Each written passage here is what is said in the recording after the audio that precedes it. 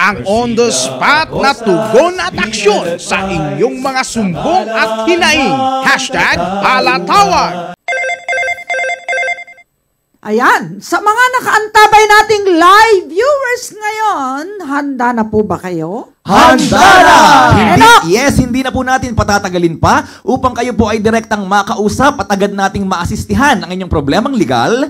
Sa sino mang nais makausap ang ating punong manananggol pambayan, i-comment nyo lamang po ang inyong pangalan, cellphone number, tahanan o address, problemang legal sa ating comment box.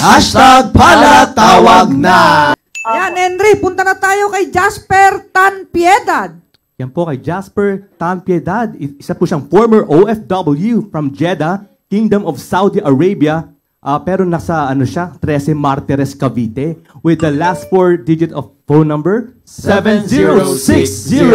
Ayan, sa ang salaysay, anong kinukwento niya? Henry.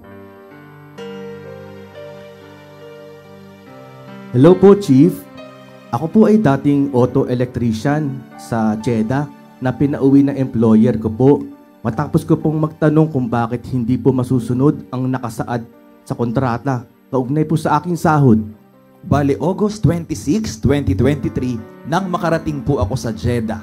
At August 30, 2023 ay pinatigil na po ako ng employer ko. Kakauwi ko lang po sa Pilipinas nitong buwan ng Oktubre. At ang masakit po nito ay wala man lang pong ginawang aksyon ang agency ko po na nagpasok sa akin sa trabaho na Parang ito. may kaparis ito Reb na, biglang pinauwi Nang mabilisan. Ayan, sige JC, anong gusto niya?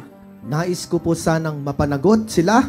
Katunayan, nag-file na po ako ng reklamo kaugnay rito at humihingi po ako ng tulong at gabay ninyo kung ano pa po ang mga legal na hakbang na pwede ko pong gawin. Maraming salamat po, Attorney Acosta. Nandyan na ba sa linya natin itong ating OFW na 4 na araw lang ang nagtatrabay pinauwi? Nandiyan na Andito po. ngayon si Direk Dakpano. Siya yung super girl ng mga OFW. Supergirl. Ayan. Jasper Tan Piedad, ilang taong ka na ba sa pagtatrabaho abroad? First time mo ba yan? Hindi po, pangalawang week ko na.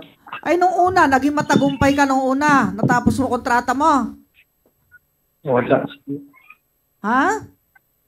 Ma'am, pangalawang balik ko na po sa Nung unang punta mo, nakailang buwan o taon ka? Hindi po, naka-isang buwan lang po. 1 month. Nung una, isang buwan? Tapos ito pangalawa, 4 na araw lang? Opo, balik po, hindi po sumunod yung employer ko sa kontrata ng sahod. Ay, teka, itong uli naman, ay sobra naman, 4 na araw lang, pinauwi ka na. Okay. O ikaw ang umuwi Opo. mismo?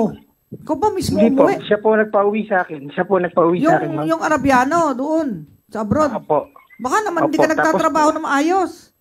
Hindi po, bali, confirm ko lang po yung offer po talaga niya dito sa Pilipinas nung nag-apply po ako. Kaya lang po, pagdating ko po doon, Oh.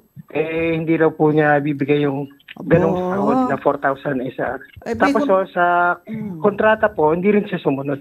Teka muna, mananagot din yung nag-hire sa'yo dito yan. Agency. Naku, ayaw ng dolly yung ganyan.